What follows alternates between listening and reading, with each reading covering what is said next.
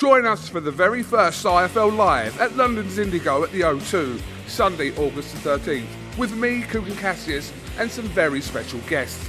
Eddie Hearn, Darren Barker, Johnny Fisher and more.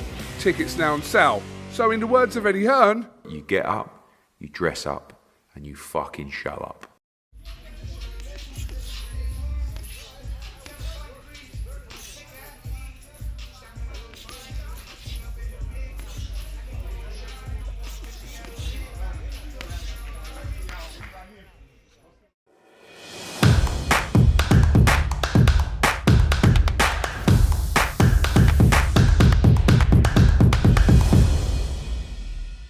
This is Joe Pugh for IFL TV, proudly sponsored by Everlast. We're here.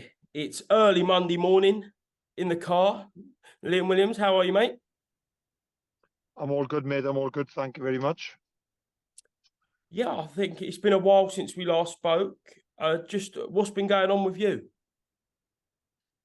Not a great deal, mate, to be honest. You obviously been a bit quiet and whatnot, but had a couple of issues going on, promotional issues and whatnot. But I don't want to go, too deep into it. But the good thing is I'm free now. I'm a free agent. I'm not tied to anyone promotionally, and I think things are going to move in the right direction now and get back to where we need to be. Yeah, so obviously last year didn't go all your way. You started off with the loss to Eubank Jr. and then you comeback fight at York Hall. I think that was the back end of November. I know you wanted to build on some momentum there. It's kind of been stalled, but you're looking to get back in the ring soon and kind of regain that momentum you had. Yeah, mate, it's been a frustrating period, to be honest with you, because there was Eubank. I had a couple of problems in the build up to that, and also I needed a bit of a rest afterwards, So from Eubank to the last guy, November was 10 months, and now it's been like 7 months again. So I've been really inactive. It's been a frustrating period, but like on the bright side, we're in a better position now, and we can move forward. So yeah, I feel like the harder part is past behind us now, and we can move on. How frustrating has it been for you working in the gym, obviously back with Gary Lockett, working hard and not getting that fight date, not having a night to work towards? Oh mate, I say it's like it's a shit time, to be honest with you, because like when I train, I'm not the type of guy who trains just like just take over, keep fit. When I'm in the gym, I give it 100%, and so then like I was finding a lot of time I was burnt out, I was tired, like almost as if I was in full camp, full swing. Do you know what I mean? So it got to the point where I just started to lose a bit of motivation. I was thinking, you know what, fuck doing this all the time. It's hard. Like it's hard when you got a date and you're motivated. But without having that, then I just felt like I was banging against the wall. But again, not to keep repeating myself, but now we're on the right track and we can put all that behind us and back to where we want to be. Yeah, you said you had some difficulties promotional wise. We won't go into that, but you say you're a free agent now. Have you had any talks for fights and Yes, mate. The ball rolling? Yeah, mate. I'm sorry you cut off a little bit there towards the end of what you were saying. Sorry, I was just saying, is the ball started to be rolling now? Are you ready to start talking to these promoters and get the fights made? Yeah, definitely. I mean, there's one or two little conversations going. Nothing major right now, but there's a couple of conversations going on. I actually had an interesting offer yesterday, and I would actually love to take the fight, but circumstances surrounding it doesn't really make sense to me or a few other people, you know. Yeah, I think I saw on your But Twitter feed. Sorry, go on. no, I can't really say too much because obviously I don't want to mess up anybody else's plans or Hmm. leak anything that I shouldn't. But it was an interesting offer, and I believe it was a deal that could have been done, and I'm a little bit gutted about it, to be honest with you. But you know, things happen for a reason, and I'm sure the fight will come again. Yeah, I saw on your Twitter feed, I think just a few days ago, a bit of back and forth with Aaron Mckenna. Is that a fight that you would be looking towards? Yeah, definitely. You know, I don't like him very much. I'd love to punch his head in, to be honest with you. He's a little prick. But yeah, you know, it's one of those things. You can understand. How old is McKenna? Do you know? He's young, isn't he? He's very young off because he had the 24, WBC youth title, so he's got to be early 20s. 24 maybe. You can understand. You know, he's trying to make a name for himself. Um, and you know, he's trying to get some good exposure, and obviously he knows that by targeting someone like myself, we'll get him that, and to get people talking. So, I believe his team are interested in the fight, but I honestly do, like. Obviously, I'm going to be slightly biased because it's me talking about myself, but I don't see what his people are seeing in him to think that like he's going to be the next big thing. I really don't. Um, I fully believe that if we fight, I knock him out. I hand on heart, I feel that. I think I'll chin him. Did you watch his fight just a few weeks ago at your call against Yusim Lima? Yeah, I did, mate. To be honest, I didn't watch it with, you know, a magnifying glass. I didn't really like, concentrate on it. But I was watching it, I was thinking like I didn't feel any need to really concentrate about it because he was getting hit a lot. He was wild, chin in the air. Um, he fights like he's a puncher. He fights like he's gonna hurt everybody he lands on. What is this guy doing?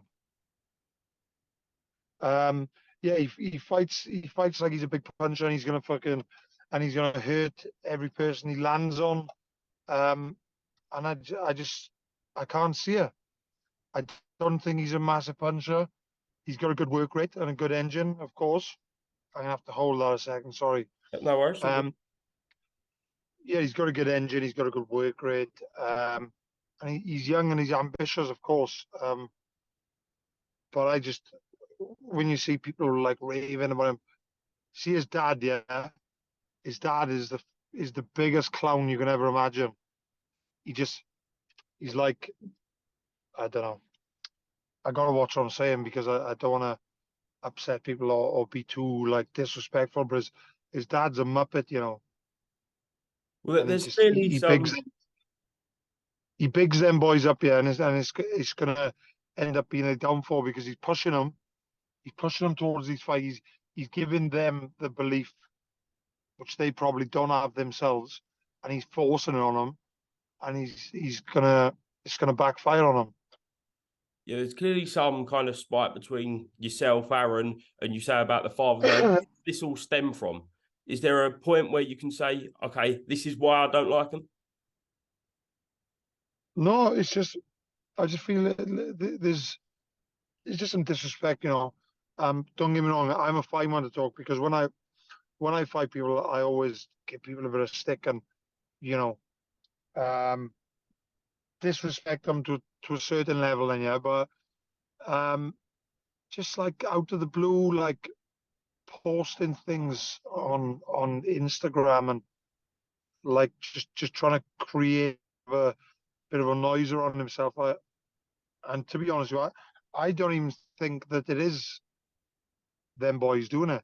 I think as a dad, he's just a possessive fucking control freak. He's just so. And he started giving me a bit of stick on Instagram, yeah, messaging me and stuff. And I'm like, mate, don't don't be coming towards me. If I see you out and about and in the boxing shows, don't be coming at me with this attitude because I'll fucking punch your head in. And I'm not gonna say any differently. It is what it is. If he comes to me with that bad attitude, I'll finish him. Are those the fights you're looking for straight away then, kind of the more competitive ones, or do you want a kind of run out before you go into the big fights? We'll have to see what the options are, to be honest with you. But either way, whatever makes sense. I like the Ammo Williams fight. Okay. I like the Ammo Williams fight because there's quite a lot of noise around him, and he's a good fighter. He is a good fighter. No disrespect to him, anything like that. But I just think like he's supposed to fight Felix Cash a few times. Felix Cash is he's a bit flaky. I think he's a bit like, I don't know if he believes in himself. I don't know what's going on, but I just think you can never rely on someone like that. And I would like to fight Felix Cash as well, but I would never base a big fight in my career around Felix Cash because who knows what he's going to do? He'll probably pull out on the day of the fight. I don't think he's wired up right, Just picking this back up, just had some connection issues there. But Liam, I want to ask you about Chris Eubank Jr. and Liam Smith, two people you know very, very well. Obviously shared the ring with both of them over 3 fights. Do you think that rematch is going to happen? I do. I don't know. I'm feeling a bit doubtful, to be honest with you, because it seems to be dragging on for a long time, doesn't it? You'd think that, it shouldn't be too complicated to make it. It should be quite straightforward, really, because obviously they had the rematch clause, and there was obviously a contract in place for what they would get paid for the rematch, what all the smaller things as well. So it shouldn't really be a difficult fight to make, and it just seems to be taking a bit too long. So, to be honest with you, from my point of view, I'm obviously just being a bit harsh, but I hope the fight doesn't happen because Liam Smith, he chinned Eubank in good fashion. Fair play to him. I think he deserves to go on and get a bigger fight. Eubank's still a big fight, but I think rightfully Liam Smith should get another world title fight. If you was in Eubank's shoes, would you want to revenge that loss to Liam Smith, or would you take maybe more money for the bigger fight against Conor Benn? I'd probably take the Conor Benn because there's more money, number one, of course. And not just that, but I think he gets beat again by Smith anyway. Not many people picked him, but I picked Smith to win the first fight. I didn't think he was going to do it the way he did mine. But I just thought he was going to maybe outwork him and just fiddle him around a bit and just put the pressure on and outwork him. And again, I didn't see him knocking him out, but I played to him, cracking win. And since me and Liam Smith boxed, and obviously in the build up and stuff, we had our little pickers and as you do, we both quite fiery characters. Yeah. I like Liam Smith. He seems like he's one of the boys. He's not. And let's be honest, Eubank is just a jumped up little fucking big headed bellend, isn't he? Is that a fight that you would want to relook at in the future? If that fight come up again, would you go into a rematch with Eubank Jr.? Yeah, 100%. Anytime. I would love to. I say this so many times. I don't want to make excuses, but I wasn't 100% for that fight. And you could, I'm not going to go into detail, but you could see I was getting hit with shots like, which wasn't big shots. Normally I'd eat them up and keep coming forward. I was getting hit with shots and going down, and I was like, "The fuck is going on here?" Do you know what I mean? But anyway, yeah, I'd love that rematch. I'd love to do it again. Listen, Liam, I think that just about covers everything. Thank you very much for taking your time out Monday morning. Is there anything else you'd like to mention? No, mate, just whatever. Thanks to the supporters. I know I've been a bit inactive, but the comeback is on, and thanks for continuing to follow me and support. As always. Excellent. We look forward to that comeback, and hopefully we'll see you in the ring very soon. But for now, thank you very much for speaking to IFL TV, and hopefully I'll speak to you again soon, mate.